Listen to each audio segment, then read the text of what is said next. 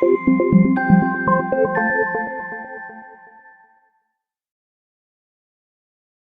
Jewish mom. So Purim just ended. If you're like me, probably you still have a lot of like dirty Purim costumes hanging around, a lot of different things to like deal with from Purim. But I think probably a lot of us, I at least, for me, the day after Purim is when I start at least thinking, and the week after Purim is when I really start cleaning, getting ready for Pesach, a month away. So I just wanted to have, I think probably a lot of you are feeling that way. Like this is the time to start at least getting things kind of organized for Pesach. So I just wanted to say some things just to kind of make um, some tips, and they're things that most of these things are things that I say every year.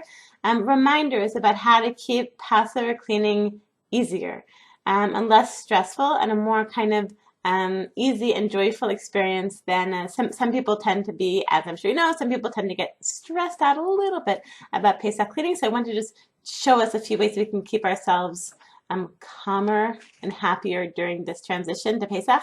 Okay, the first thing I want to say, just for this week, it's something that my teacher Rabbi Niven always says during transitions. The transition between let's say the Chagim, like after Sukkot, to the transition between like Sukkot and the Chagim to real life, or after Pesach to regular life, and now we're in the transition between Purim to getting ready for Pesach. And so Rabbi Niven always says the transition period,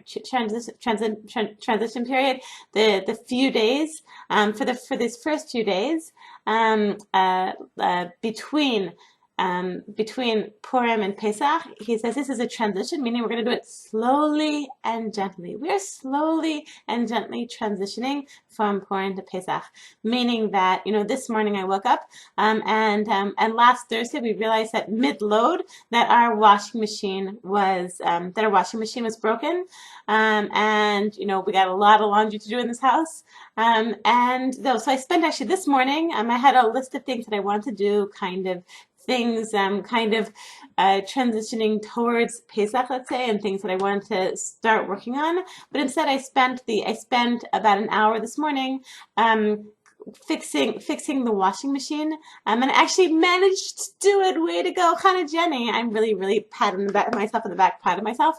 And but So just not getting stressed out, just slowly and gently transitioning back to real life, and back to getting and into getting ready for Pesach.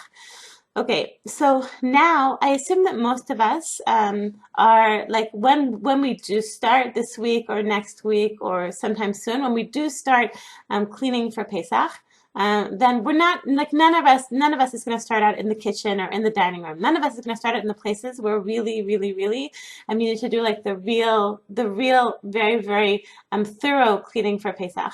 Let me explain. According to the halacha, if there's a room where you will not be eating on Pesach, let's say your bedrooms, so it does not need to be cleaned so thoroughly for Pesach. All you need to do is what you're looking for in those rooms is a kazait, meaning about the size of a miniature pretzel. Okay, an inch by a square inch. So in this room, really, to clean your bedroom for a miniature pretzel is not such a big deal. It's not like you're not looking, like, let's say you take everything out of your drawer and try and find the miniature pretzel or the chocolate covered wafer which your 3-year-old stuffed in there between your shirts, which is actually quite possible. As a Jewish mom, anything is possible. But you're looking for that. You're looking for that miniature pretzel, or the little cookie that which a child like stuffs somewhere in between your shoes. And then just it can be like a matter of like 1 minute, taking everything out, putting everything back. You're not going and like you don't have to like wipe and try and get in the corners and get out like the little grains of who knows what and dust and sand and lint in the corner of your shirt drawer. Okay, it can be very quick and easy. And I'm going to talk more about it, I think, when we do get closer to that. But when you actually do get into your kitchen and your dining room / living room where you will be eating, there's a few tricks to actually make that also easier. Let's say that you're cleaning you're cleaning your kitchen cabinet. I'll say it now in case people are sort of cleaning ahead. Let's say starting to clean your freezer, etc. Um, so um, So what you do is let's say you're cleaning like you're cleaning out the freezer, and you see in the corner there, you see some sort of like unidentified kind of dusty, maybe crummy kind of thing.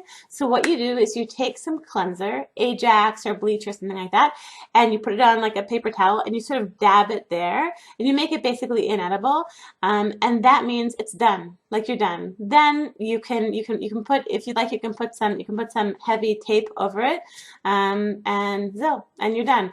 My Rabbi David Sperling, who is in fact also the posek of JewishMom.com, so he taught us once that actually on Pesach, if you had a piece of pasta, let's say ziti, and you put it and you stuck it to the center of your kitchen floor, and you went over it with Ajax, then that in theory could stay on it could remain on your kitchen floor for all of Pesach, because it's been rendered inedible. Okay, so kol v'chomer, all the more so with like the dust in the corner of your cabinet or whatever. Okay, one second. Okay, so I also wanted to say that I want to give take a special moment to talk to the mothers of young children. So I think that, for me, Baruch Hashem, I now have really big kids. I have kids. I have three girls who are over the age of bat mitzvah. That means I have some serious help in my house. It means this year, for the first time in many, many years, I am not going to take any cleaning help for Pesach. I don't need it. I've got a lot of help. And beyond my three girls above the age of bat mitzvah, I have a bunch of other little kids who can do this and that and clean this and that. And we're really set. But I want to just say, for the mothers who are, let's say you're a mother of two little kids, a 3-year-old and a 5-year-old. You're the mother of one small child, a 2-year-old who like goes all over the house making everything crazy. Let's say you're the let's say you're the mother of 4 small children, all underneath the age of 10. So I want to just say, like, you need help. You need help, serious help. Okay, do what you can. Do what you can to find, even if you need to, borrow money. Do what you must do to get help, to get help for Pesach cleaning, because this stage of cleaning, this stage when you have these young kids, it's much harder than what I'm doing. I have, b'li ayin hara, 8 children, but I've got serious help. You have only 2 children, but you have no help. You have, maybe your husband will be helpful a bit, and maybe, I don't know, but that you are really on your own. You are really on your own. You really need help. And that what you're doing, the mother of the 1 2-year-old is much harder than what I'm going to be doing as the mother of like 8 children cleaning our house, cleaning our balagan of a house. So I really recommend to you, I want to give you permission, you mother of 1 child, you mother of 2 small children, to do what you can, to get as much help as you possibly can. Babysitting help, cleaning help, yalla. And I wanna mention one thing. So I heard a friend once told me. So Rebbetzin Heller said, when does everything change in your life? Things change when you have a daughter who turns 8, and it really is true. When you have a daughter who turns 8, and you still get cleaning help, even if you have a daughter who is 8 or older or a little bit, like, you still need help.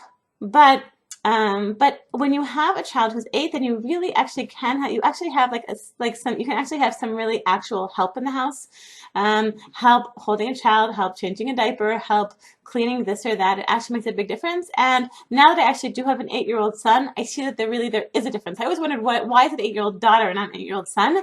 Because an 8-year-old son does lag behind of it in development, certain kinds of development behind girls, and it really is a big difference. So I'm just saying that to give hope to the mothers of, the mother of the 7-year-old, the 5-year-old, the 3-year-old, and the infant.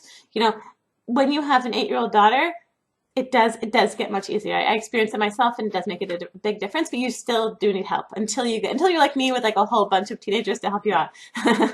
Okay. The final thing I want to talk about is bribes. Okay, so I think that we know, like we all know that on a spiritual level that we should be cleaning for Pesach, and that this is really what our neshama wants to do. Our soul wants to do is really get ready for Pesach. But we have to do things to get our body on board. Rabbi Niven calls it our higher soul and our lower soul. You have to do things to get your lower soul on board. So the lower soul wants to hang out and read magazines and eat Pringles and just not clean for Pesach. So what do we do? What do we do to get our lower soul on board with what our higher soul yearns to do, like experience the festival of freedom and clean ourselves from chametz and on a physical level, on a spiritual level, la la la la. Okay, so what I recommend is bribes. Bribes. So first of all, bribes for children. My children, every day that they put in at least an hour of Pesach cleaning, they get an ice cream. And it might be that in your house, ice cream isn't like the big treat. For me, like I give each child 10 shekels, which is 250, and which is $2.50, and you say, okay, go and buy yourself an ice cream. That's like a big treat. At the end of Pesach cleaning, everyone goes and buys themselves a sundae at a special store, ice cream store downtown. Might be that in your house, a big treat is something else. I don't know, a chocolate bar, or I don't know what it is. But figure out what it is. This is special. Your kids, really do what you can to really, really like reward them for helping you. And also, just as important is bribing ourselves to get our bodies on board with our higher souls. I know for me, the bribe that really works for me is sushi. I love sushi.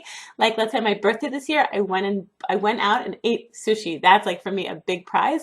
So for me, last year I did is 3 hours. I'm gonna do it again this year. 3 hours of Pesach cleaning. I get sushi. I buy myself a thing of sushi, and I really don't eat it any other time of the year because it's quite expensive. But that is I find it really motivates me that 3 hours of cleaning for sushi, and I find I get like a lot of cleaning done motivated by sushi. Okay, so I want to bless you, Jewish moms, to first of all, in conclusion, transition slowly and gently, not today, like turning over your entire, I don't know, not cleaning your entire bedroom today. Slowly and gently transitioning into cleaning for Pesach, okay? Recovering from Purim, don't get stressed out. Start a little bit slowly and gently. I know what I do. I don't think I said this. Is that until Rosh Chodesh Nisan, which is exactly 2 weeks before Pesach, then basically I'm doing the bedrooms. I'm doing also organizational stuff. Like if I want to organize a certain cabinet, or I want to reorganize a certain way that I'm reorganized, like a certain way that I organize like the winter clothing or something. That's the kind of thing I do before Rosh Chodesh Nisan. That kind of stuff. I actually think that's kind of fun. That kind of fun organizational stuff. I let myself do before Rosh Chodesh Nisan, slowly and gently. Okay. Again. In review, so in the bedrooms, and if you're cleaning a room that you're not actually going to be eating in on Pesach, what you're looking for is a kazayit. You're looking for something the size of a miniature pretzel. Anything smaller than that, it's not even important. Okay, you are looking for just very, very quickly. You're in your bedroom, you're going through a drawer, just quickly take everything out. You're looking for no miniature pretzel. Put it back, okay? You don't have to be scrubbing in the corners of everything looking for the crumbs. Forget about it, okay? Save your energy for the important stuff, which is going to be the kitchen afterwards, okay? And the kitchen and dining room and wherever you're going to be eating. That's the important stuff. So when you do get to the kitchen, or if, like, let's say now you're doing stuff ahead of time, like doing your freezer and stuff. So what do you do if you see a dusty corner, which might be crumbs? So an easy way to take care of it, you take a little bit of Ajax and you go over it, and you can put some heavy tape over it, and you're done. Like, you don't have to worry about it anymore. It's much easier than going at it with a toothpick for a long time. And also I want to say, if you are a mother of a house of children, of young children, doesn't matter. It could even be 1 child, 2 children, 3 children, more.